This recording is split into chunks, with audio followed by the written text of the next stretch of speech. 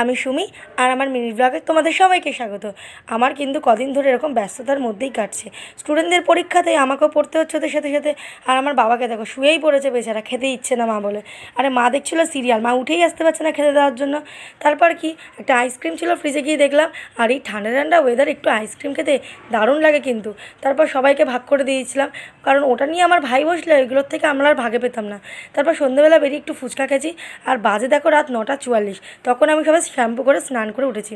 কিছু খিদে পেতে বলে সাবুর পাবুর বার করতে গিয়ে দেখি এই একটা ডিব্বা, এই যে পন্সের ডিব্বা কী করছে। ও মা, আমার মায়ের কারুকার্য, মানে ওর মধ্যে সর্ষে ঢুকিয়ে রেখে দিয়েছে। তারপর আর কি সাবুর পাঁপড়গুলো বার করেছিলাম, সেটাই ভাজতে গেলাম। আর ভাতও বসিয়ে দিয়েছিলাম এদিকে। তো এই পাঁপড়টা দেখো কেমন ট্যাড়া আমার মতো, কিন্তু হ্যাঁ এই পাঁপড়টা কিন্তু খুব ভালো। কার মতো বলো তো? থাক, এটা আর বললাম না।